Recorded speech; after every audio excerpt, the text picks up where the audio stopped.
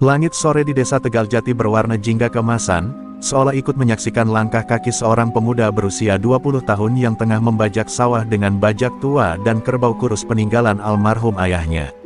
Panji Saka, anak sematawayang dari keluarga tani miskin, menatap Cakrawala dengan mata kosong. Di balik peluh yang mengalir dari keningnya, ada mimpi besar yang terus membara, keluar dari desa, menaklukkan kota, dan menjadi orang kaya.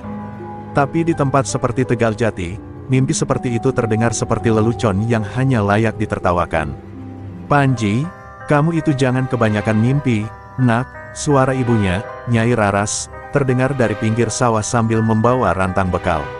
"Orang kaya kita ini, hidup ya cukup makan aja udah untung besar." Panji menatap ibunya sejenak, lalu tersenyum kecut. Ia mencintai perempuan itu lebih dari siapapun di dunia, tapi dalam hatinya, ia tahu bahwa hidup seperti ini tidak akan mengubah nasib. Bahkan sampai mati pun, mungkin ibunya akan tetap menanak nasi dengan kayu bakar dan mencuci baju di kali. Di malam hari, saat angin desa menggoyangkan dedaunan dan suara jangkrik bersahutan, Panji duduk di beranda rumah kayu mereka yang hampir roboh, menatap bintang. Tangannya memegang sebuah buku lusuh, buku motivasi bekas yang ia temukan di tempat sampah kota saat dulu ikut tetangganya jualan pisang goreng. Di halaman pertama tertulis kalimat yang terus ia hafal, "Orang besar tidak lahir dari tempat besar, tapi dari mimpi besar yang tak pernah padam." Setiap kali ia membaca kalimat itu, dadanya berdebar seperti genderang perang. Namun tidak semua orang di desa menyukai mimpi-mimpi Panji. Para tetua kampung menyebutnya anak kurang ajar, anak yang tidak tahu diri. "Lihat tuh si Panji, cita-citanya pengin kaya. Emangnya kamu anak juragan?" ejek Pak Warno, ketua RT, di hadapan warga saat rapat desa. Anak-anak seumurannya pun ikut mengoloknya. Tapi Panji diam, menahan bara dalam dada, menggenggam mimpi seperti menggenggam api yang membakar, namun tak dilepaskan. Suatu malam, setelah selesai makan jagung rebus sisa panen, Panji mendengar suara ibunya menangis pelan di dapur. Ternyata, tagihan utang pupuk belum terbayar, dan satu-satunya perhiasan peninggalan almarhum ayahnya akan digadaikan. Malam itu, Panji tidak tidur. Ia berdiri di depan sawah, memandangi hamparan luas yang selama ini hanya memberinya cukup makan, tapi tidak pernah cukup harapan. Dalam gumamnya yang lirih, ia bersumpah, "Aku harus keluar dari sini. Aku akan jadi orang kaya. Aku akan bawa ibu keluar dari penderitaan ini." Besok paginya, ia membawa sabit untuk bekerja di ladang tetangga. Tapi bukan pekerjaan yang menguatkan tekadnya, melainkan ejekan. "Panji, kamu itu petani miskin, jangan mimpi ketinggian," kata anak Pak RT sambil tertawa bersama dua temannya. Panji menunduk, tidak menjawab. Tapi dalam hatinya, ia menulis nama-nama mereka. Bukan untuk balas dendam, tapi sebagai saksi bahwa kelak ia akan membuktikan sesuatu yang besar. Hari itu, ketika matahari mulai tenggelam dan sawah mulai ditinggalkan, Panji memandang langit dengan mata basah. Ia tahu, hidup tidak adil. Tapi ia juga tahu, jika ia diam saja, ia akan mati bersama mimpi-mimpi yang belum tumbuh. Dan ketika malam tiba, ia mulai menulis rencana di selembar kertas sobekan bekas kalender. "Tahun ini, aku harus berangkat ke kota. Aku tidak akan pulang sampai bisa memuliakan ibu." Di tengah malam yang sunyi, hanya suara angin dan suara hati yang menemani. Disitulah semuanya dimulai. Di sebuah desa kecil yang nyaris terlupakan, lahirlah tekad dari seorang anak muda yang dunia kira tidak penting. Tapi kelak, dunia akan menyebut namanya, Panji Saka. Pagi itu, embun masih menempel di ujung daun padi saat Panji membersihkan lumbung tua di belakang rumah. Lumbung itu sudah lama tak digunakan sejak ayahnya meninggal. Saat ia mengangkat tumpukan karung goni yang hampir membusuk, sebuah kotak kayu kecil tergelincir dari celah papan lantai. Warnanya kusam, dikunci rapat dengan gembok karatan. Hatinya berdebar, ia tak pernah melihat benda ini sebelumnya. Dengan palu tua, ia membuka paksa gemboknya dan di dalamnya ada selembar kertas tua dan kalung liontin perunggu berbentuk burung Garuda. Tulisan di kertas itu membuat dadanya gemetar. "Untuk cucuku, Panji Saka. Jika engkau menemukan surat ini, maka artinya waktumu telah tiba. Kunci kekayaan keluarga kita tersembunyi di kota tua yang pernah kubela. Carilah warung kopi di seberang stasiun Tawang. Di sana, akan kau temukan jawaban dari garis nasibmu, Mbah Suraji." Panji terduduk lemas. Nama Mbah Suraji adalah legenda yang nyaris tak pernah dibicarakan dalam keluarganya. Yang ia tahu hanya kabar samar bahwa kakeknya pernah menjadi pejuang, lalu menghilang tanpa kabar. Ibunya sendiri selalu menghindar setiap kali Panji bertanya soal sang kakek. Tapi kini, warisan itu muncul seperti tanda dari langit. Panji menggenggam liontin perunggu itu dan merasakan seolah darahnya mulai mendidih. Ada sesuatu yang memanggilnya dari masa lalu, dan itu berkaitan dengan masa depannya. Ketika ia menunjukkan surat itu kepada ibunya, Nyai Raras pucat. Tangannya gemetar memegang kertas lusuh itu, matanya berkaca-kaca. "Itu, tulisan Bapak," ucapnya pelan. Panji menatap ibunya dengan penuh tanya. "Kenapa ibu nggak pernah cerita tentang Mbah?" Nyai Raras duduk perlahan di bangku bambu, napasnya berat. "Karena aku takut kamu mengikuti jejaknya. Dulu, ayahku pergi ke kota dengan mimpi besar. Tapi dia tak pernah kembali. Aku kira dia mati, tapi mungkin dia menyembunyikan sesuatu lebih besar dari yang kupikir." Tangis Nyai Raras pecah. Panji menggenggam tangannya erat. "Bu, ini takdir. Ini jalan hidupku. Aku harus tahu apa yang Mbah tinggalkan. Ini bukan cuma soal harta, ini soal jati diri kita." Ibunya tak menjawab, hanya memeluk Panji erat-erat seperti ingin mencegah dunia mencabik anak satu-satunya. Tapi Panji tahu, ia tidak bisa kembali mundur. Ia sudah terlalu jauh menapaki jalan mimpi. Hari-hari berikutnya, Panji menyiapkan keberangkatannya dengan diam-diam. Ia menjual sabitnya, melepas ayam peliharaan, bahkan menjual sepeda tuanya. Ia tak ingin ibunya tahu sejauh mana ia bertaruh. Dan suatu malam, ketika angin desa membawa aroma kembang malam dan daun pisang basah, Panji menatap wajah ibunya yang tertidur di tikar tipis. Ia mencium keningnya perlahan. "Doakan aku, Bu. Aku akan kembali membawa kebanggaan." Pagi itu, sebelum matahari menyentuh pucuk-pucuk bambu, Panji sudah melangkah keluar desa dengan hanya tas kain berisi baju lusuh, kalung liontin warisan Mbah Suraji, dan surat tua yang kini menjadi obor dalam dadanya. Setiap langkah kaki terasa berat, bukan karena beban tubuh, tapi karena ia meninggalkan tanah yang telah membesarkannya, tanah yang kini harus ia tinggalkan demi masa depan. Di ujung jalan tanah desa, Panji menoleh sekali lagi ke arah sawah, rumah Reyot, dan sosok ibunya yang masih tertidur tanpa tahu bahwa anaknya telah pergi menjemput takdir. Dengan napas panjang, ia berkata dalam hati, "Aku datang, kota, dan aku takkan pulang sebagai orang yang kalah."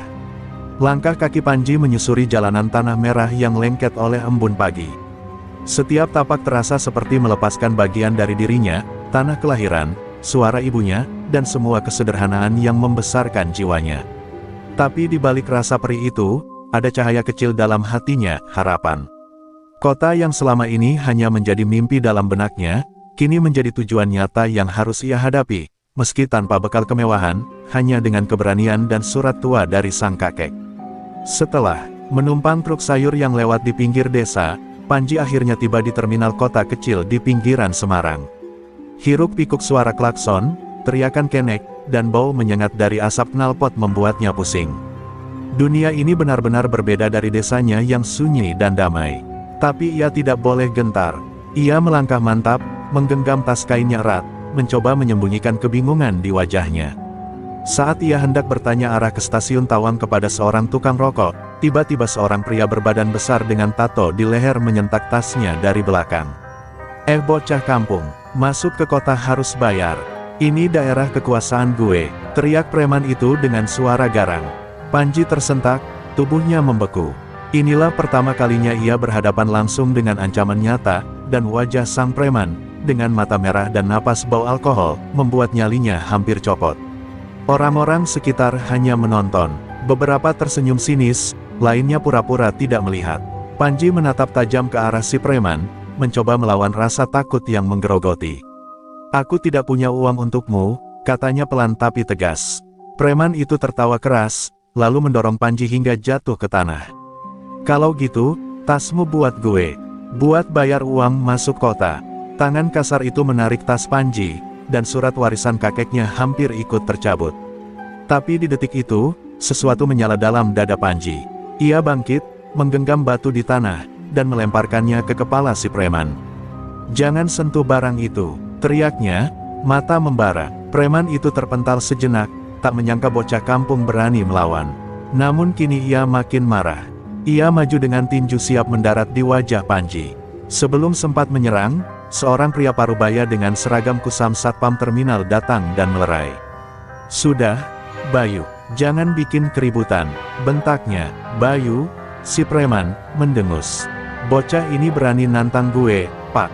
Suatu saat gue bakal kasih pelajaran." Ia meludah ke tanah, menatap Panji dengan penuh dendam, lalu pergi sambil menggerutu. Panji terduduk, napasnya tercekat. Baju lusuhnya kotor, lututnya berdarah, tapi tangannya masih menggenggam erat liontin dan surat tua. Ia sadar, kota ini tak mengenal belas kasihan. Tapi ia juga tahu, sejak detik itu, dirinya tak boleh lagi menjadi bocah kampung yang lemah. Satpam itu menatap Panji dengan iba. "Kamu dari mana, Le?" tanyanya. "Tegal Jati, Pak, saya mau ke stasiun Tawang," jawab Panji pelan. Sang satpam mengangguk dan memberikan sebotol air mineral. "Kota ini keras, Nak. Tapi kalau niatmu tulus, jangan pernah berhenti jalan. Preman kayak Bayu cuma berani sama orang yang takut. Tapi kamu beda." Kata-kata itu menancap di hati Panji seperti paku-paku yang mengokohkan semangatnya. Ia berdiri, menepuk debu di bajunya, dan kembali melangkah ke arah stasiun.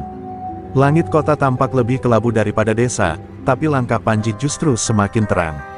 Ia tahu, perjalanannya baru dimulai. Dan di hadapannya, bukan hanya kota yang akan ia taklukkan, tapi juga takdir yang sejak lama menantinya untuk dikalahkan. Stasiun Tawang berdiri megah di hadapan Panji, tua namun anggun seperti saksi bisu dari ribuan kisah yang pernah melintas di dalamnya. Di seberang jalan, Panji melihat deretan ruko tua, dan salah satunya, warung kopi kecil dengan pelang kayu reyot bertuliskan, "Kopi Senja." Degup jantung Panji semakin keras. Ia menggenggam erat liontin burung Garuda di lehernya. "Ini dia, tempat yang disebut Mbah Suraji," gumamnya. Tapi sebelum ia bisa menyeberang jalan, sebuah tangan kasar mencengkeram bahunya dari belakang. "Lama juga lo balik ke sini, bocah kampung," kata suara berat yang tak asing. Bayu, preman yang kemarin mendorong dan hampir merampas barang-barangnya, kini berdiri tepat di belakangnya, bersama dua orang anak buahnya yang bertato dari ujung tangan sampai leher. Panji menoleh perlahan, napasnya berat. Luka di lututnya belum sembuh, tapi matanya tidak menunjukkan takut sedikit pun. "Aku tidak punya urusan denganmu. Aku cuma mau ke warung itu," ucapnya sambil menunjuk kopi senja. Bayu tertawa, namun tawanya mengandung ancaman. "Sayangnya, itu wilayah gue. Semua orang yang lewat sini harus bayar. Termasuk lo, si anak petani sok gagah." Para anak buah Bayu sudah mulai mengelilingi Panji. Beberapa pejalan kaki menjauh, pura-pura tak melihat. Kota ini memang kejam. Keberanian seringkali tidak disambut tepuk tangan, melainkan pukulan. Panji menatap mereka satu persatu, lalu menarik napas dalam-dalam. "Aku datang bukan buat cari ribut. Tapi kalau kalian ganggu jalanku lagi, aku nggak akan diam." Kata-kata itu seolah menciptakan ruang hening. Bayu tersenyum sinis, lalu melayangkan pukulan ke arah Panji tanpa aba-aba. Tapi Panji, entah karena refleks atau dorongan nalurinya yang terdesak, berhasil menghindar dan membalas dengan dorongan keras ke dada Bayu hingga pria itu terjengkang ke belakang. Keributan itu membuat pemilik warung kopi, seorang pria tua berjenggot putih, keluar dengan tergesa. "Hei, Bayu, mau rusak warung saya lagi?" teriaknya. Bayu bangkit dengan muka merah padam. "Orang ini kurang ajar, Pak. Nggak tahu diri." Tapi pria tua itu berdiri di depan Panji, menatap Bayu tajam. "Pergi, Bayu. Kalau kamu masih mau duduk ngopi di sini besok, jangan ganggu anak ini." Suaranya pelan, tapi berwibawa. Seolah ada sejarah panjang antara pria tua itu dan Bayu. Bayu mendengus, lalu meludah ke tanah. "Belum selesai, bocah kampung. Gue bakal tunggu waktu yang tepat." Ia pergi bersama anak buahnya, menyisakan Panji yang masih berdiri tegak meski lututnya gemetar. Pria tua itu menoleh ke Panji dan mengamati liontin di lehernya. "Itu, liontin Suraji?" tanyanya pelan, matanya melebar. Panji mengangguk perlahan. "Saya cucunya." Pria tua itu menarik napas panjang, lalu membuka pintu warung dan memberi isyarat agar Panji masuk. "Kalau begitu, kamu memang sudah ditakdirkan datang ke sini. Masuklah, Panji. Ceritamu baru saja dimulai." Dengan tubuh yang masih gemetar namun tekad yang semakin kokoh, Panji melangkah masuk ke dalam warung kecil itu, ke dalam cerita yang telah menantinya jauh sebelum ia dilahirkan. Warung kopi senja tidak besar, hanya cukup untuk 5 meja tua dan 1 etalase kaca berisi donat keras yang entah sudah berapa hari tak laku. Aroma kopi tubruk dan tembakau murahan memenuhi ruangan, tapi bagi Panji, tempat ini terasa seperti pintu gerbang menuju masa depan. Pak Wiryo, pemilik warung yang tadi membela Panji, duduk perlahan di kursi belakang sambil menyulut rokok lintingan. Tatapannya menelisik, seolah mencoba membaca seluruh hidup Panji hanya dari wajah dan liontin di lehernya. "Kamu tahu, Suraji itu bukan orang sembarangan," ucap Pak Wiryo pelan. "Dulu, dia pernah menyelamatkan nyawaku dari pembunuhan preman pasar. Dia bukan cuma pendekar, tapi juga penyelamat bagi banyak orang kecil di kota ini." Panji menelan ludah.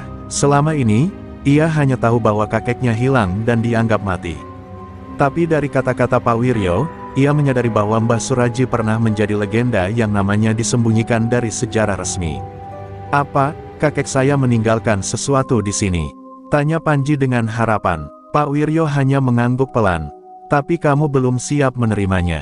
Kota ini akan mengujimu. Sebelum kamu bicara tentang warisan, kamu harus belajar cara bertahan." Ia lalu menunjuk ke dapur kecil di belakang warung. "Mulai besok, kamu kerja di sini. Cuci gelas, seduh kopi, bersihkan meja. Anggap saja ini tempat tempaan, bukan sekadar tempat kerja." Panji tak menolak. Ia tahu, tidak ada jalan pintas menuju perubahan besar. Ia membungkuk dalam-dalam. "Terima kasih, Pak. Saya akan belajar." Hari-hari pun berlalu dengan keras. Tangan Panji yang dulu menggenggam cangkul, kini harus menggenggam lap kotor, teko panas, dan piring pelanggan yang sering kali bersisa sambal. Setiap pagi, ia bangun sebelum matahari terbit, menyapu halaman warung, mencuci gelas-gelas bekas malam, dan belajar menyeduh kopi dengan takaran yang tepat. Ia mengamati Pak Wiryo dalam diam, menyerap semua pelajaran, dari cara melayani pelanggan hingga mengenali wajah-wajah pemeras berkedok pembeli. Namun tak semua pelanggan ramah. Pernah suatu malam, seorang pemuda mabuk menyiram kopi panas ke arahnya karena tak terima pelayanannya lambat. Panji hanya menahan sakit, menunduk, dan tak melawan. Tapi saat lelaki itu hendak memukulnya, Pak Wiryo memukul meja keras-keras. "Kalau kau sentuh anak ini lagi, jangan harap bisa duduk di sini." Bentakan itu membuat warung hening. Lelaki mabuk itu pergi dengan gerutu, dan Panji kembali ke dapur dengan hati campur aduk, sakit, tapi juga bersyukur ada yang melindunginya. Suatu malam, saat membersihkan meja, Panji menemukan buku tua di bawah kursi pelanggan. Ketika ia membukanya, ada cap stempel bergambar burung Garuda yang sama seperti liontinnya. Di halaman dalamnya tertulis tangan kakeknya, yang mencari kebenaran, akan diuji oleh jalan. Panji menggenggam buku itu erat. Seakan semuanya perlahan mengarah ke sesuatu yang lebih besar. Tapi belum saatnya ia tahu jawabannya, ia harus lebih kuat dulu. Sementara itu, kabar tentang anak muda kampung yang berani melawan Bayu mulai tersebar pelan-pelan di kalangan warga pasar dan terminal. Beberapa menganggapnya nekat, sebagian kecil mulai mengagumi keberaniannya. Namun di balik bayang-bayang, Bayu dan anak buahnya belum melupakan penghinaan di depan warung kopi. Mereka menunggu waktu, dan Panji, tanpa ia sadari, sedang menjadi incaran yang dilingkari oleh dendam. Tapi bagi Panji, saat itu hanya satu hal yang penting, membuktikan pada dunia, dan pada dirinya sendiri, bahwa anak desa pun bisa bertahan di kerasnya kota. Dan jika harus dimulai dari mencuci gelas, menyeduh kopi, dan memunguti abu rokok di lantai, maka ia akan melakukannya dengan kepala tegak. Karena bagi Panji, harga dari mimpi adalah pengorbanan. Dan ia siap membayarnya dengan seluruh tenaganya. Suatu pagi yang lembab, aroma anyir dari ikan asin dan keringat menyatu di udara pasar kota lama. Panji sudah berada di sana sejak subuh, membantu Pak Wiryo mengantar termos kopi ke para pedagang. Warung kopi senja memang punya langganan tetap di pasar, mulai dari tukang sayur, tukang ayam, sampai pedagang pakaian bekas. Mereka sudah mengenal Panji sebagai anak muda polos tapi rajin. Namun pagi itu, suasana pasar terasa berbeda. Wajah-wajah pedagang tampak tegang. Suara-suara cekikikan kasar terdengar dari arah tengah pasar, disertai denting keras, bunyi timbangan ditendang. Panji menoleh. Di sana, 5 lelaki kekar berdiri sembari menagih uang keamanan dari para pedagang kecil. Pemimpin mereka adalah pria bertubuh gempal dengan kumis tebal dan jaket kulit usang, Dimas, preman pasar yang terkenal kejam dan tanpa ampun. Dengan gaya bicara seenaknya, ia mengambil uang receh dari dompet seorang ibu penjual tempe sambil tertawa. "Kalau minggu ini nggak setor, jangan harap lapakmu aman," katanya, lalu menendang baskom tempe hingga pecah. Melihat itu, darah Panji mendidih. Ia teringat wajah ibunya, seorang perempuan tua yang pernah menangis karena tidak bisa bayar pupuk. Ia melihat bagaimana ketakutan mematikan suara-suara pedagang yang selama ini bekerja keras demi hidup. Tak kuat menahan diri, Panji maju, berdiri di hadapan Dimas dan berkata lantang, "Sudah cukup. Mereka berdagang, bukan budak. Jangan seenaknya merampas." Orang-orang langsung membisu. Pedagang menunduk, beberapa menutup mulut, takut. Melihat Panji menantang Dimas, preman gempal itu tertawa, seperti mendengar lelucon buruk. "Siapa kamu, anak kopi? Baru kemarin datang udah sok jadi pahlawan." Ia mendekat, menamparkan pundak Panji dengan keras. Tapi Panji tetap berdiri tegak. "Saya memang bukan siapa-siapa, tapi saya tahu, kalau semua diam, orang jahat seperti kamu akan terus berkuasa." Dimas menatap Panji tajam, lalu tanpa aba-aba, melayangkan pukulan. Panji sempat menangkis, tapi tubuhnya terpental. Darah mengalir dari sudut bibirnya. Para pedagang ingin membantu, tapi tak satu pun berani melangkah. Panji berdiri perlahan, wajahnya lebam, tapi matanya tetap menyala. "Kau bisa pukul aku, tapi kau nggak bisa matikan suara hati mereka," ucapnya lirih. Kata-kata itu menggema lebih dalam daripada teriakan. Pak Wiryo datang terburu-buru, menarik Panji dari kerumunan. "Sudah, Le, ini bukan tempatmu. Belum saatnya," bisiknya. Tapi Dimas sudah merasa malu, dan dengan sorot mata penuh ancaman ia berkata, "Ingat wajah bocah ini. Besok, kalau dia masih berani datang ke pasar, aku pastikan dia pulang tinggal nama." Ancaman itu menggantung di udara, menebar ketegangan hingga pasar terasa lumpuh. Malam itu, di warung yang sudah sepi, Panji duduk dengan kepala tertunduk, ditemani segelas kopi yang mulai dingin. "Apa aku terlalu ceroboh, Pak?" tanyanya pada Pak Wiryo yang tengah menggulung tikar.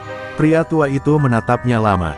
"Kamu bukan ceroboh, kamu berani, tapi kota ini punya aturannya sendiri. Untuk lawan mereka, kamu butuh lebih dari sekadar keberanian. Kamu butuh ilmu, dan aku tahu siapa yang bisa mengajarkannya." Disinilah titik balik Panji dimulai. Ia telah menyuarakan kebenaran, tapi tubuhnya belum sanggup menanggungnya. Namun malam itu, ketika luka masih terasa dan nyeri menjalar dari dada hingga rahang, Panji tahu satu hal pasti, jika ingin mengubah dunia ini, ia harus menjadi lebih kuat dari kejahatan itu sendiri. Malam itu, setelah pasar kembali tenang dan luka-luka Panji dibalut seadanya oleh Pak Wiryo, datanglah seorang pria bertubuh tambun ke warung kopi senja. Pakaiannya sederhana, hanya kaos oblong dan celana training, namun sorot matanya tajam seperti mata elang yang menyembunyikan sejarah panjang di balik tubuh gempalnya. "Namaku Gendut," katanya pelan sambil duduk di kursi bambu. "Dulu mereka memanggilku si macan darat kota lama, sebelum aku memilih hidup damai dan berjualan jamu keliling." Panji menatapnya heran. Tubuh pria itu memang tak mencerminkan sosok petarung, namun cara ia bicara, cara ia menatap, semuanya memancarkan wibawa. "Pak Wiryo bilang kau bisa mengajarkanku, untuk melawan orang-orang seperti Dimas," kata Panji pelan.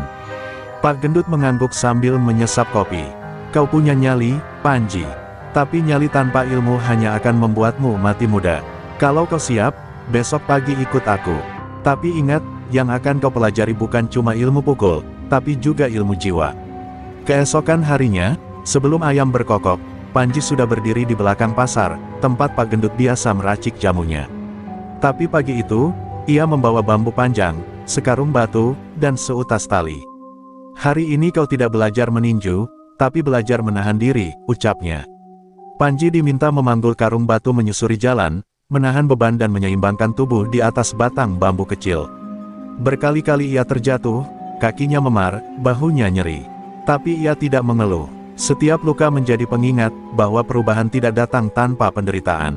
Hari-hari berikutnya, Panji digembleng dengan latihan yang jauh dari wajar. Ia disuruh berdiri di tengah sungai malam hari, menahan dingin sembari memejamkan mata dan merasakan gerakan air. "Kau harus belajar mendengar apa yang tidak terdengar, Panji. Musuh terbesar manusia bukan orang lain, tapi pikirannya sendiri." Kalimat itu bergaung di benak Panji setiap kali rasa sakit datang. Ia belajar menahan marah, mengendalikan nafsu membalas, dan menyatu dengan ketenangan. Di sela-sela latihan, Pak Gendut juga menceritakan kisah-kisah masa lalunya, bagaimana ia dulu adalah preman paling ditakuti di 3 pasar besar, tapi kehilangan segalanya karena satu kesalahan, membiarkan kebencian menguasai dirinya. Kekerasan bisa menundukkan orang, tapi hanya ketenangan yang bisa mengubah mereka, ucapnya. Panji menyimak dalam diam, merasa bahwa ia bukan hanya sedang dilatih otot, tapi juga dituntun untuk menjadi manusia yang lebih utuh. Suatu hari, setelah berminggu-minggu ditempa, Panji diminta melawan Pak Gendut langsung. Pertarungan singkat, tapi penuh makna. Panji berhasil menahan serangan dan meredam emosi. "Kau sudah siap, Panji?" kata Pak Gendut sambil tersenyum. "Tapi ingat, ini bukan akhir. Ini baru permulaan. Ilmu yang kau miliki hanya berarti jika digunakan untuk melindungi, bukan untuk membalas." Malam itu, Panji duduk di atap warung kopi sambil menatap bintang. Tubuhnya masih terasa pegal, tapi jiwanya lebih tenang dari sebelumnya. Ia merasa seperti dilahirkan kembali. Bukan lagi Panji si anak kampung polos, tapi Panji yang telah memahami bahwa kekuatan sejati bukan di tangan, melainkan di hati. Dan kini, saat dunia gelap mulai mengancam, ia sudah punya cahaya untuk melawan. Namun jauh di sudut pasar, Dimas dan Bayu duduk di warung remang-remang, merencanakan sesuatu. "Anak itu makin banyak tingkah," gumam Dimas. "Kalau kita nggak bertindak sekarang, dia bakal jadi duri." Dan malam pun kembali menelan kota, menyimpan gelombang besar yang akan segera mengguncang segalanya. Pagi itu, langit kota lama tampak murung. Awan kelabu menggantung rendah seolah mengabarkan badai yang belum datang. Tapi di tengah kegelisahan pasar yang masih dibayangi bayang-bayang preman, satu hal mulai berubah, nama Panji mulai disebut, dibicarakan diam-diam dari lapak ke lapak. "Itu anak yang lawan Dimas, katanya sekarang ikut latihan sama macan kota lama." Meski pelan, bisikan itu menyebar cepat seperti api yang menjalar di ladang kering. Panji tak lagi membawa kopi semata. Ia mulai hadir sebagai pelindung diam-diam. Suatu siang, saat anak buah Dimas mencoba memalak pedagang sayur tua, Panji muncul dan memegang pergelangan tangan si preman sebelum pukulan pertama mendarat. Satu gerakan, satu patahan ringan di lengan, dan lelaki itu roboh dengan teriakan kesakitan. Tapi Panji tidak menyerang lebih jauh. Ia hanya berkata lirih, "Kalau kalian masih ingin makan besok, berhenti ganggu orang kecil." Kata-kata itu seperti pisau dingin di dada para preman. Tak keras, tapi tajam. Para pedagang mulai berani tersenyum lagi. Mereka menyisihkan receh untuk membeli kembali tempe dan sayur, tanpa rasa takut bakal diambil paksa. Beberapa bahkan diam-diam memberi Panji makanan atau sekadar ucapan terima kasih. Tapi Panji tak meminta pujian. Baginya, senyum mereka cukup.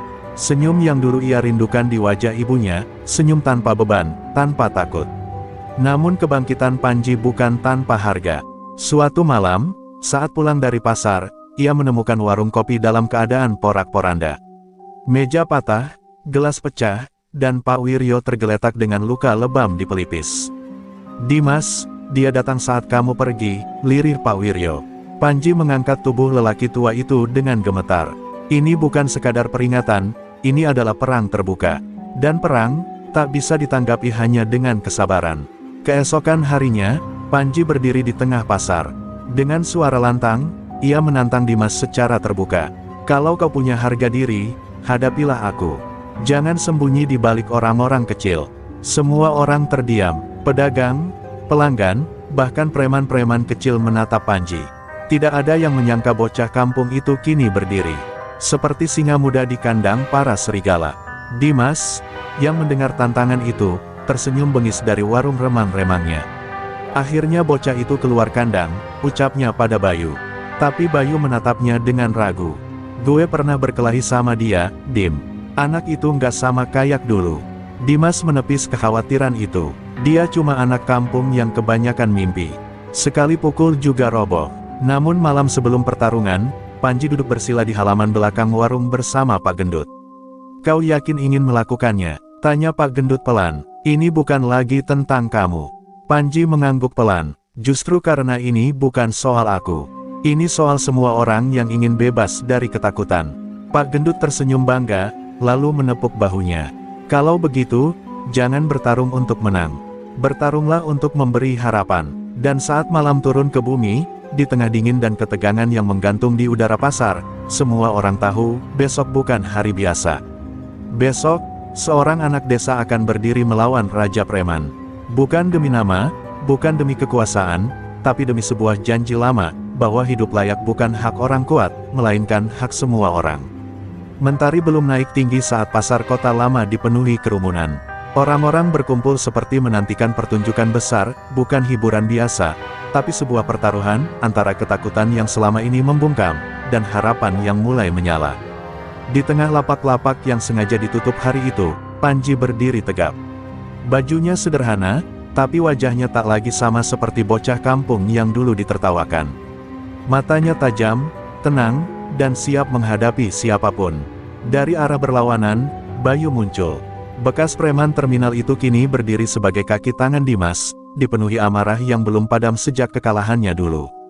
Ia berjalan dengan langkah penuh percaya diri, menggulung lengan bajunya sambil menatap Panji tanpa berkedip. "Gue udah tunggu hari ini, bocah.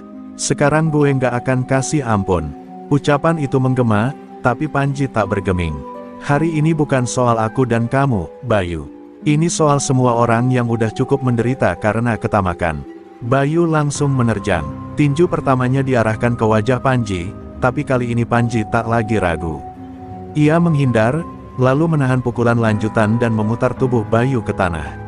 Suara desahan penonton terdengar. Ini bukan lagi pertarungan antara kuat dan lemah, tapi antara orang yang paham alasan bertarung, melawan orang yang hanya mengandalkan otot dan amarah. Bayu kembali bangkit dengan geram, menyerang dengan kasar, membabi buta. Tapi Panji menangkis semuanya dengan teknik bersih, rapi, penuh perhitungan.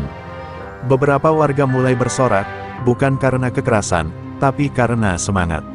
"Ayo, Panji!" teriak seorang ibu pedagang bawang. Di antara kerumunan, bahkan beberapa preman kecil yang dulu tunduk pada Dimas mulai ragu. Mereka melihat sesuatu yang berbeda di diri anak itu, keteguhan yang tak bisa dibeli, keberanian yang tak bisa ditaklukkan. Dan ketika Bayu akhirnya tumbang untuk kedua kalinya, dengan tubuh limbung dan nafas berat, Panji menunduk, menatapnya, lalu berkata pelan, "Kau masih bisa memilih jalan yang lebih baik." Ucapan itu seperti petir di kepala Bayu. Di wajahnya, kemarahan dan kebingungan bercampur. Ia tak percaya bahwa seseorang yang bisa mengalahkannya, justru memberinya pilihan, bukan penghinaan. Untuk pertama kalinya, Bayu tidak melawan. Ia hanya menunduk, terdiam. Panji menoleh pada kerumunan. "Hari ini, kita bukan hanya menolak dipalak, tapi kita juga menolak diam.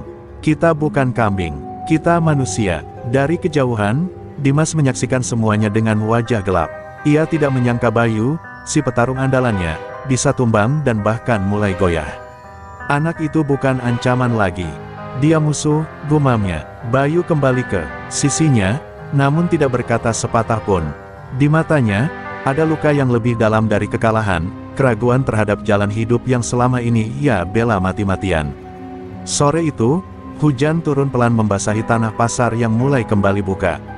Panji duduk di tangga warung kopi, melihat orang-orang membersihkan lapaknya dengan senyum yang tak lagi berat. Dunia memang belum berubah total, tapi satu hal sudah pasti, rasa takut sudah mulai retak. Dan semua itu dimulai dari satu orang yang berani berdiri saat yang lain memilih menunduk. Langit sore berubah kelam ketika langkah Dimas menggema di lorong pasar yang mulai sepi. Ia berjalan perlahan, membawa aroma bahaya di setiap detaknya. Wajahnya tak lagi sekadar garang, melainkan murka. Kekalahannya bukan terletak pada tumbangnya Bayu, tapi pada goyahnya ketakutan yang selama ini ia tanam. Bagi Dimas, kehilangan rasa takut di mata rakyat kecil berarti kehilangan tahtanya. Dan satu nama kini menjadi sumber semua itu, Panji Saka. Panji duduk di depan warung kopi, mengompres lengannya yang memar. Senyum para pedagang sore tadi masih hangat di hatinya, namun ketenangan itu hanya bertahan sekejap. Pak Wiryo mendekat dengan wajah gelisah. "Dia akan datang. Aku kenal tatapan Dimas, itu bukan tatapan orang yang ingin bicara. Itu tatapan orang yang siap membunuh." Panji tidak menjawab, ia hanya menggenggam liontin peninggalan Mbah Suraji di lehernya, merasakan panas yang entah dari logam atau dari dalam dirinya sendiri. Malam itu, untuk pertama kalinya, pasar kota lama sunyi. Tidak ada suara tukang nasi goreng, tidak ada tawa anak kecil. Semua pintu ditutup, lampu dimatikan lebih awal. Hanya satu cahaya redup yang menyala di depan warung kopi senja, tempat Panji duduk, menunggu. Lalu terdengar langkah berat dari lorong, diikuti bayangan besar yang makin mendekat. Dimas muncul dengan jaket kulit kebesarannya, tubuhnya dilapisi dendam. "Bocah kampung, kau pikir ini sudah selesai?" ucap Dimas dengan suara pelan namun penuh ancaman. "Kau sudah hancurkan semua yang kubangun. Rasa takut mereka, rasa hormat." Panji berdiri perlahan, menatap pria itu tanpa gentar. "Yang kau bangun bukan hormat, tapi penindasan. Dan hari ini, semuanya selesai." Tak ada teriakan, tak ada keramaian, hanya dua pria yang berdiri di antara lampu temaram dan sejarah panjang penderitaan rakyat kecil. Pertarungan pun pecah. Dimas menyerang dengan gaya brutal, tubuh besarnya bergerak seperti banteng terluka. Tapi Panji kini bukan bocah kampung biasa. Ia menangkis, menghindar, dan membalas dengan ketenangan yang diajarkan Pak Gendut. Setiap pukulan dari Dimas dibalas dengan perhitungan. Setiap serangan dibalas dengan kesabaran. Namun kekuatan Dimas jauh lebih besar. Beberapa kali Panji terhuyung, dadanya nyeri, wajahnya lebam. Tapi matanya tetap nyala. Dalam satu kesempatan, Dimas menghantam dada Panji hingga ia terlempar menabrak gerobak. Darah mengucur dari mulutnya, tapi saat Dimas hendak menghabisinya, Panji berteriak, "Cukup. Kau bisa bunuh aku, tapi kau nggak bisa bunuh harapan mereka." Kalimat itu membuat Dimas ragu sejenak. Di balik tubuh ringkih Panji, Dimas melihat bayangan para pedagang, ibu-ibu, anak kecil, semua yang selama ini dia tindas, berdiri bersama Panji. Tiba-tiba dari arah belakang, Bayu muncul, bukan untuk membantu Dimas, tapi justru menarik tubuh besar itu dan menjatuhkannya. "Sudah, Dim, cukup, kau kalah."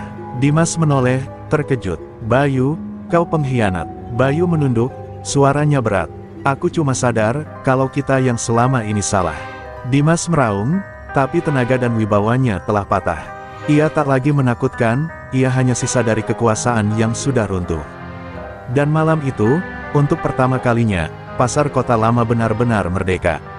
Bukan karena preman ditangkap, tapi karena rakyat kecil sudah tidak takut lagi. Dan semua itu dimulai dari seorang anak desa, yang datang dengan mimpi sederhana, ingin mengubah nasib. Pagi setelah malam yang mengubah segalanya, cahaya mentari menembus celah atap pasar yang kini terasa lebih hidup. Panji duduk di kursi warung kopi dengan tubuh penuh lebam, tapi hatinya tenang. Para pedagang satu persatu datang mendekat, tak lagi hanya memberi senyum, tapi juga hormat. Beberapa bahkan menepuk bahunya pelan, seperti seorang pahlawan yang baru saja pulang dari medan perang. Namun di tengah kegembiraan itu, ada satu pertanyaan yang kembali menggantung dalam hatinya, apa sebenarnya arti liontin ini? Pak Wiryo datang dengan membawa sebuah kotak kayu tua, lusuh oleh waktu, dengan ukiran burung Garuda yang sama persis dengan liontin Panji. "Sudah saatnya kamu tahu, Le," ucapnya pelan. Panji menerima kotak itu dengan tangan gemetar. Saat dibuka, di dalamnya terdapat secarik surat kuno, sebilah pisau kecil berukir nama, Suraji, dan sehelai foto Usang, seorang pria bersorban putih dengan senyum tenang, Mbah Suraji. Surat itu berisi tulisan tangan sang kakek. Isinya bukan tentang harta, bukan pula tentang balas dendam, melainkan tentang prinsip. "Jika kau membaca ini, berarti dunia telah menuntutmu untuk berdiri. Ingat, Panji, kekuatan bukan untuk memukul, tapi untuk memeluk. Pemimpin sejati bukan yang ditakuti, tapi yang dicintai." Panji meneteskan air mata. Selama ini ia berjuang tanpa benar-benar tahu arah, tapi kini semuanya terasa jelas. Ia tidak sedang berjalan untuk dirinya sendiri, ia sedang melanjutkan jejak seorang penjaga kebenaran. Pak Wiryo lalu bercerita bahwa dahulu Mbah Suraji adalah penjaga bayangan pasar, orang yang selalu muncul saat rakyat tertindas. Namun setelah satu pertempuran berdarah yang membuatnya hampir kehilangan nyawa, ia menghilang demi menghindari dendam dan melindungi keluarganya. "Dia meninggalkan semua itu untuk generasi selanjutnya, untuk kamu," ucap Pak Wiryo sambil menatap mata Panji. "Dan sekarang, kamu telah memenuhi takdirmu." Hari itu, Panji berdiri di tengah pasar dan membacakan isi surat kakeknya kepada semua pedagang. Ia tak berbicara sebagai pahlawan, melainkan sebagai anak dari tanah, seorang penerus cita-cita orang yang memilih melindungi daripada menyerang. Suaranya bergetar, namun jernih. "Mulai hari ini, pasar ini milik kita semua. Tidak akan ada lagi yang memungut paksa, tidak akan ada yang berdiri di atas derita orang lain. Kalau ada yang datang menindas, jangan takut, karena aku akan berdiri paling depan." Tangis pun pecah di antara para pedagang. Beberapa yang dulu pesimis mulai menaruh harapan baru. Bahkan Bayu, yang dulu menjadi musuh, kini berdiri di sisi Panji, menunduk dalam. "Aku tidak pantas ada di sini," katanya pelan. Tapi Panji menepuk pundaknya. "Semua orang pantas berubah, Bayu. Yang penting, kau memilih berdiri di sisi yang benar." Di malam harinya, Panji duduk di depan warung kopi, memandangi langit. Di tangannya, liontin burung Garuda berkilau diterpa cahaya bulan. Ia tahu, perjalanan belum selesai. Masih banyak tempat yang butuh suara seperti suara kakeknya.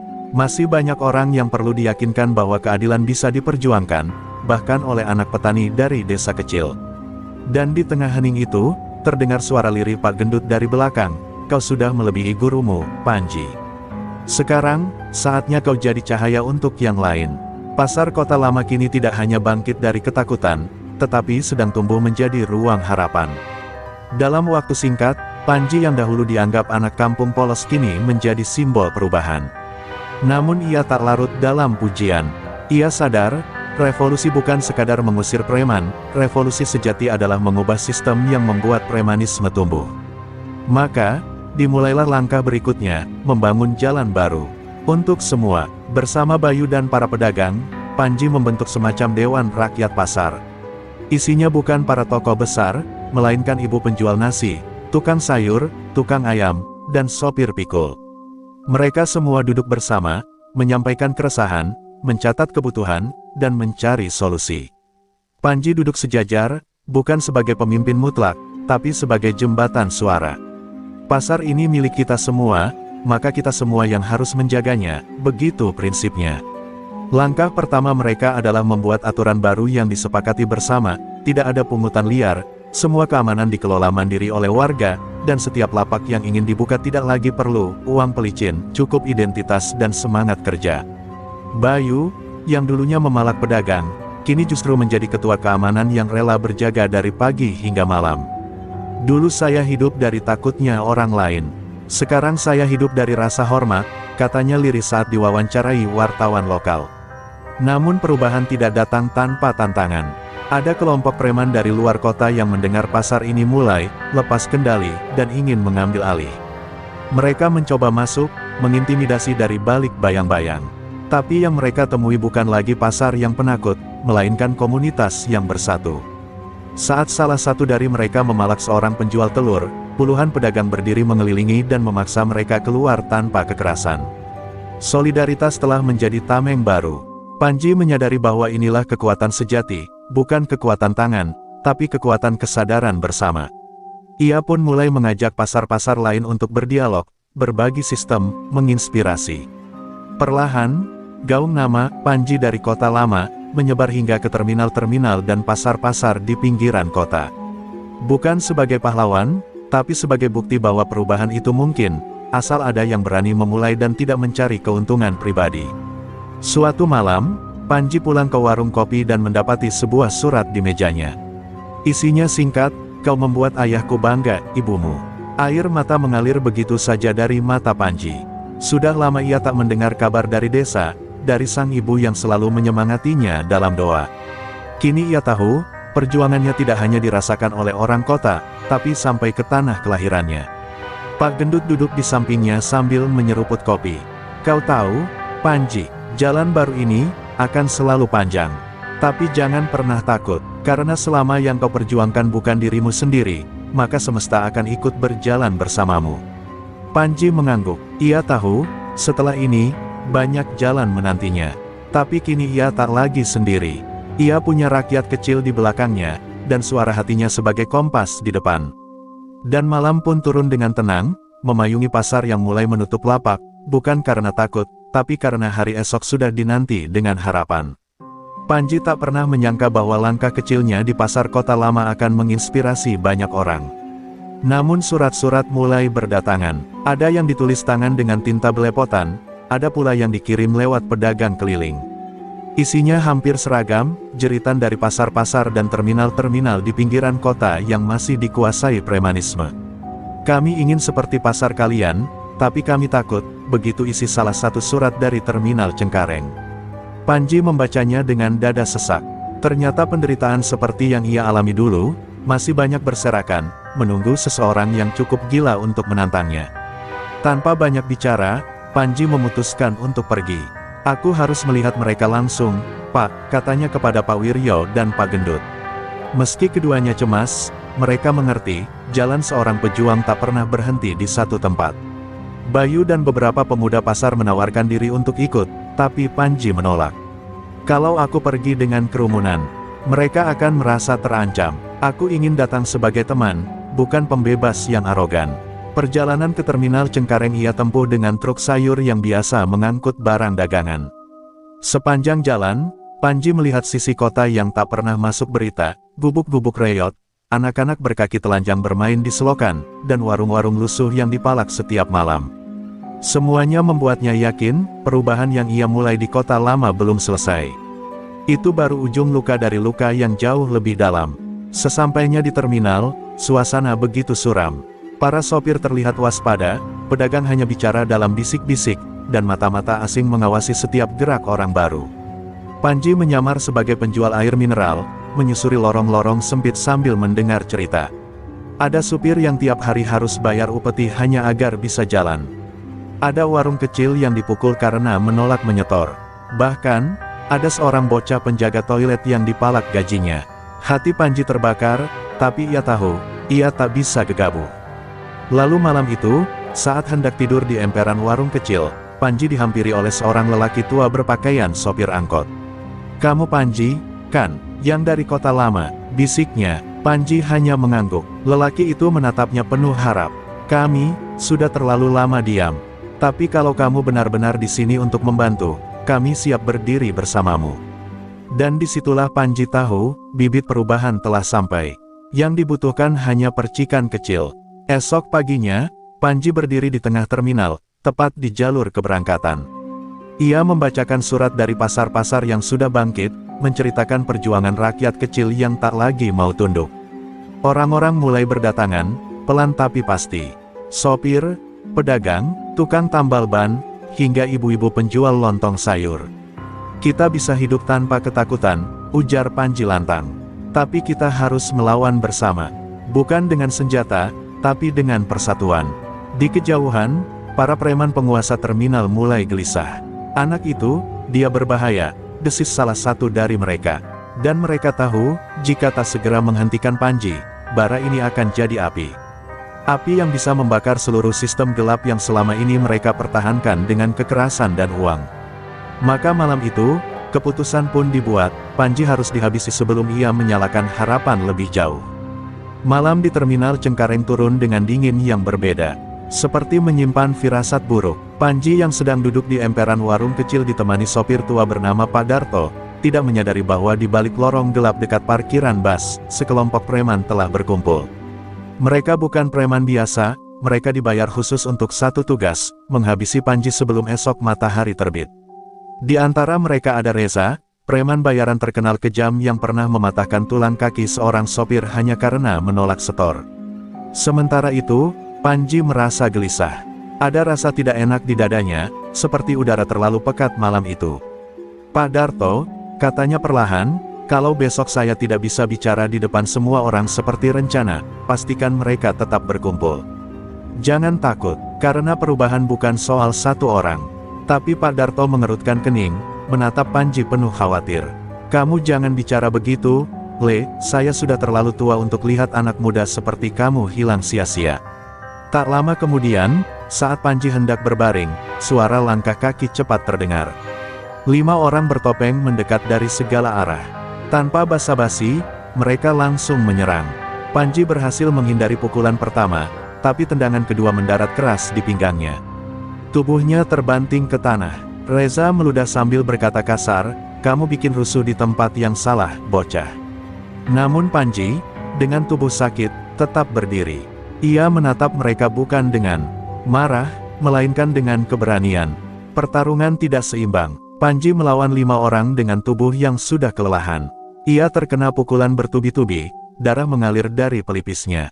Namun setiap kali ia jatuh, ia bangkit lagi. Seakan dalam dirinya hidup suara-suara para pedagang yang dulu terdiam. "Kau bisa jatuhkan tubuhku, tapi tidak semangatku. teriaknya sambil menangkis pukulan berikutnya. Namun jumlah tetap menang. Panji akhirnya roboh, terkapar, nafasnya satu-satu, pandangannya mulai kabur. Saat Reza mengangkat besi panjang untuk mengakhiri segalanya, tiba-tiba terdengar suara klakson panjang. Dari arah jalan masuk, datang puluhan angkot dan becak yang melaju bersamaan. Lampu-lampunya menyorot kelompok penyerang. Dari dalamnya keluar para sopir, pedagang, dan pemuda terminal yang dipimpin Pak Darto. "Cukup, jangan sentuh dia lagi," teriak salah satu dari mereka. Preman-preman itu panik, tak menyangka massa sudah berkumpul. Reza meludah dan kabur bersama anak buahnya. Panji dipapa oleh warga, darah masih menetes dari bibirnya, tapi senyumnya tetap utuh. "Kalian datang," bisiknya lirih. Pak Darto menahan tangis. "Bukan kami yang datang, Le. Tapi semangatmu yang nyampe ke hati kami semua." Di malam itu, dengan tubuh remuk dan kepala berbalut kain, Panji menjadi simbol nyata dari perlawanan rakyat kecil. Ia sudah hampir mati, tapi justru dari titik itulah gelombang perubahan menjadi tak terbendung. Esok paginya, meski tubuhnya masih lemah, Panji tetap berdiri di atas kotak kayu kecil di tengah terminal. Dengan suara serak, ia berkata, "Mereka ingin kita takut. Tapi malam tadi, kalian sudah buktikan bahwa rasa takut bisa dilawan. Mereka ingin membungkam satu suara, tapi malah membangkitkan 1000 suara baru." Tepuk tangan dan tangis pecah di tengah kerumunan. Terminal Cengkareng hari itu bukan hanya bebas, tapi telah menyala. Beberapa hari setelah kejadian berdarah di Terminal Cengkareng, kabar tentang Panji menyebar lebih cepat dari siaran berita manapun. Di media sosial lokal, di warung kopi, bahkan di musala kecil pinggiran pasar, namanya disebut dengan penuh haru dan hormat. "Anak muda itu nyawa-nyawaan buat kita," kata seorang ibu penjual lontong sambil berlinang air mata. Namun Panji tidak mengejar popularitas. Ia hanya duduk diam di bawah pohon terminal, menatap jauh, memikirkan janji yang pernah ia ucapkan kepada almarhum Mbah Suraji, bahwa ia akan memperjuangkan hidup yang layak, untuk semua orang kecil. Sementara itu, perubahan nyata mulai terasa. Para sopir dan pedagang membentuk koperasi mandiri, keamanan dijaga oleh warga sendiri, dan pungutan liar tak lagi berani muncul. Bahkan beberapa preman yang dulu ikut menindas kini berubah, bergabung dalam sistem baru. Reza dan kawanannya menghilang tanpa jejak, mungkin mencari tempat lain yang masih gelap. Tapi satu hal sudah pasti, cahaya dari Panji terlalu terang untuk dipadamkan di sini. Dan dalam setiap sudut terminal, tertempel kertas kecil bertuliskan, "Jangan takut, karena kita punya suara." Pada suatu pagi yang tenang, Panji kembali ke desa. Ia berjalan kaki, melewati sawah, menyapa petani yang dulu hanya bisa ia pandangi dari kejauhan. Rumahnya masih sama, berdinding kayu, beratap genteng tua. Di teras, ibunya berdiri sambil memeluk bingkai foto almarhum ayahnya. Tanpa kata, mereka saling merangkul dalam diam. Air mata tumpah di pundak wanita yang selama ini berdoa dalam sepi. "Kau sudah jadi laki-laki sejati, Ji," ucap ibunya pelan. Dan Panji hanya mengangguk, tak mampu bicara. Malam itu, ia membuka kembali surat terakhir dari Mbah Suraji, menyentuh setiap huruf seolah meraba jiwanya. "Kekayaan sejati bukan soal uang, Panji, tapi soal warisan yang kau tinggalkan dalam hati orang lain." Kalimat itu kini tak lagi abstrak. Panji sadar, ia mungkin belum kaya secara harta, tapi ia telah memberi warisan besar, harapan yang tak bisa dibeli dan keberanian yang menular. Beberapa hari kemudian, sebuah undangan dari pemerintah kota datang. Mereka ingin memberi penghargaan kepada Panji atas jasanya. Tapi Panji menolaknya dengan sopan. "Saya bukan pahlawan, saya hanya bagian kecil dari rakyat yang sudah terlalu lama diam. Jika ingin memberi penghargaan, berikan itu pada pedagang kecil, pada sopir